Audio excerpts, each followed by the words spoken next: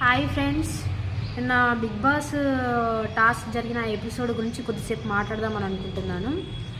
నిజం చెప్పాలంటే టాస్క్ అనేది వాళ్ళు సేవ్ అవ్వడానికైతే లేనేలేదు. మొత్తం హౌస్మేట్స్ మాత్రమే టాస్క్ అన్నట్టయితే నాకు అనిపించింది. ఆ డేంజర్ జోన్లో ఉన్న వాళ్ళు టాస్క్ ఆడినట్టయితే నాకైతే ఏం అనిపించలేదు. టాస్క్ మొత్తం హౌస్మేట్స్కి. సరే, ఈ స్విమ్మింగ్ పూల్ టాస్క్ మొత్తం హౌస్మేట్సే ఆడారు.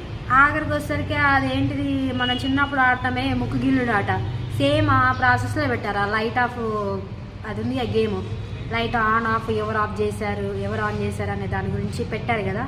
అది కూడా నాకు చిన్నప్పుడు గేమే గుర్తొచ్చింది. ముక్కు గిల్లు ఎవరికి ఇచ్చారు ఏం కథ అని కరెక్ట్ చెప్పాలి అన్నట్టుగానే అనిపించింది.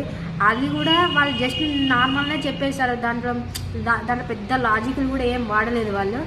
వాళ్ళైతే నన్ను తీసేయాలని అనుకోరు, వీళ్ళైతే వాళ్ళ లైట్ ఆఫ్ చేయరు, వాళ్ళు ఎలిమినేట్ అవ్వాలని అనుకోవడం లేదని చెప్పేసి చిన్న చిన్న లాజిక్ ద్వారా చిన్నగా ఎలిమినేషన్ అనేది జరిగింది. బట్ అదంతా పెద్ద ఇంట్రెస్టింగ్ అని అయితే నాకు అనిపించలేదు. సరే, అదంతా వదిలేయండి. లాస్ట్కి ఇద్దరు తనుజ పవన్ అయితే మిగిలారు. సరే, వాళ్ళిద్దరు మిగిలిన తర్వాత కూడా వాళ్ళకి ఇండివిజువల్ టాస్క్ అయితే పెట్టాలి కదా. ఇండివిజువల్ టాస్క్ అయితే ఏం లేదు. మళ్ళీ అది కూడా హౌస్మేట్ సపోర్ట్స్ తోటే మళ్ళీ క్యాప్టెన్సీ ఎన్నుకోవడం జరిగింది. టోటల్ హౌస్మేట్స్ సపోర్ట్ తోటి టాస్క్లు జరుగుతున్నాయి కానీ ఇండివిజువల్ టాస్క్స్ అయితే అస్సలు జరగడం లేదు. వాళ్ళిద్దరికి ఇండివిజువల్గా పెట్టి టాస్క్ పెట్టి అందులో క్యాప్టెన్స్ని ఎన్నుకుంటే అది బాగుండేది.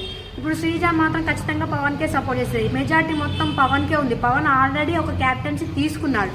మరి తనుజ కూడా ఒక అమ్మాయిగా తన గర్ల్ ఎలా చేస్తుంది ఏం కథ అని చెప్పేసి ఒక ఛాన్స్ ఇచ్చి ఉంటే బాగుండేదని నా పాయింట్ ఆఫ్ వ్యూ నాకు అనిపిస్తుంది. మీకు ఏమనిపిస్తుందో కామెంట్లో చెప్పండి.